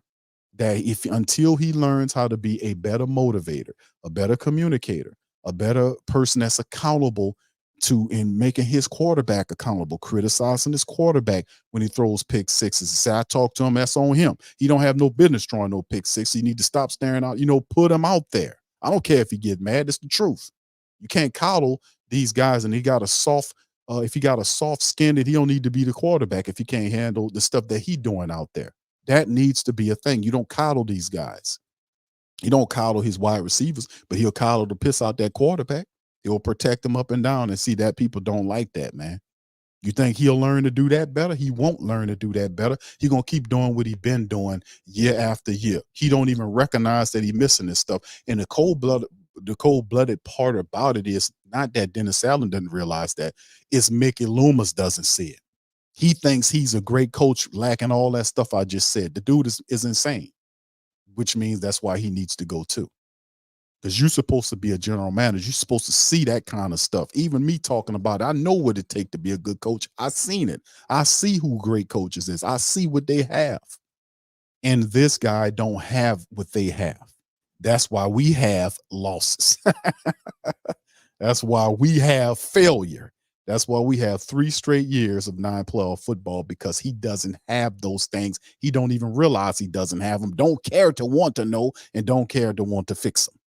And then Mickey Loomis sits up there and calls him great and compares him to Tom Landry, because Mickey Loomis is crazy and back ass and out of his mind and comfortable and a fat cat. So, I mean, in the end, I calls it as I sees it, baby. They don't like it, but do something about it. Do something about it. All right, anyway, shout out to the fam, man. Listen, man, like I said, this is not going to be these upcoming weeks and days getting into the next season that's coming, family. Listen, don't y'all dare Don't y'all dare look down and say, oh, these are dark times in the Who Dat Nation. No, they ain't. Bad English and all. No, they ain't. This is not dark days for the Saints, because in every life, some rain must fall before the harvest, baby. Let me tell you something. I ain't let Reverend Saint talk to y'all in a while, baby. But I think a lot of people out there, they need a sermon from Reverend Saint soon, baby. He gonna come and talk to all y'all. But in every life, rain must fall, baby. In every life, some rain must fall, baby. But that's how you reap the harvest. Baby, let me tell you something. See, I got to talk to y'all tonight. But I ain't got a lot. I ain't got long to talk to y'all tonight, baby. But let me tell you something. In every life, rain must fall, baby. Baby, did you hear that? Did you get that? In every life, some rain must fall, baby. Let me tell you something, baby. Baby, at the end of the day, baby, I'm telling you what I'm telling you, baby. Baby, it's truth talk now, baby. In all life, some rain must fall, baby. Baby, that's how you get the harvest, baby. How you gonna get the harvest if it ain't got the rain and came and drenched the ground, baby, and provide nourishment for the soul, baby? How you gonna get the food up out the ground, baby? Baby, let me talk to you. So listen, baby. Baby, don't you dare, baby. Don't you get down on yourself, baby. Baby, we gonna be all right. All right, thank you, Reverend Saint. Reverend Saint had to talk to the family members right quick. Appreciate you, Rev. All right, that felt pretty good. Old Reverend Saint came by for a quick word. We ain't heard from him in a couple of whiles, man. All right. All right. All right, so anyway, man, let me get on up out of here, man. Listen, I appreciate y'all for chiming in, man. Y'all feel free to hit the like button, man. Y'all hit the subscribe button, man. Yeah, I know Jerry said we needed to hear that one. OG wanted to hear from that one. All right. Yeah, Chantel, I got you. Said, don't forget, Big Q, no negative noise. That's Mickey's. We got a bunch of Mickeys, man. A bunch of Mickeys throughout the year. I'm gonna have to put a collage together of all the stupid things that Mickey Loomis said. We'll put a collage together for all the stupid things Mickey said during the 2023-24 season. How about that? I'm gonna have to work on that. I'm gonna have that ready for y'all sometime next week. A collage of all the dumb things that Mickey Loomis said. Man, that should fill up a stream, right? All right. So anyway, with that being said, man, I'm gonna get on up out of here. Listen, I appreciate all y'all for listening to me tonight, man. Y'all hit the like button, hit the subscribe button. By all means, feel free to share the show on your social media feed. We up in this thing, man. Listen, don't get down, man. Keep your heads up, bro. We gonna get great. It's gonna get greater later, man. We got to go through a little something. Let's stay on code. Who that family? Who that nation? Let's stay on code. Let's not support the Saints. We can watch the games. We can tailgate, do that, but let's not give them our money. Let's not put good money after bad product on the field. They're being disrespectful. Mickey Loomis is saying disrespectful stuff. Let's show them that we hear you and that none of that what you doing and saying will be tolerated. Let's get on code right here. Let's make a pact together to not support them. Let's make a pact to not give these people our money while we voice our frustrations and tell them why we're not giving them our money. This is how we turn it around. This is how we can impact our organizations. This is how we use economic boycotts as a collective, because they don't think you can get on code as a collective.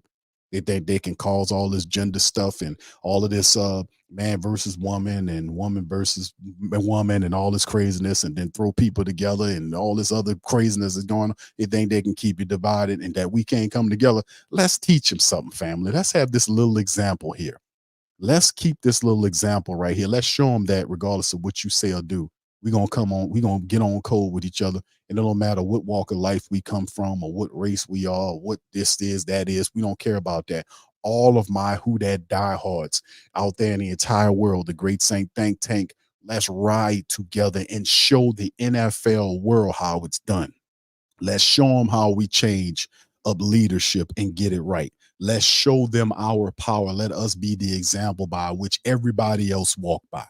Let us stick together and not support these people. I'm calling upon an economic boycott on the New Orleans Saints organizations, not buying their merch, not going to the games, and then literally, telling them, calling up there to the organization and telling them why you're not buying your season tickets, why you're not buying merch. Tell them, email them, and let them know your frustrations, how this team is, how Mickey Loomis is behaving, how he needs to be replaced as the general manager. how you feel about it and why you're not supporting them. Let's all work together. Share this video, clip this, do whatever you got to do. Let's get this word out, man. That's what we need to do. All right. So anyway, with that being said, man, I'm gonna get on up out of here, man. I appreciate y'all so kindly, man. I'm gonna holler at y'all on the next one. Much love, and who that to? Yeah.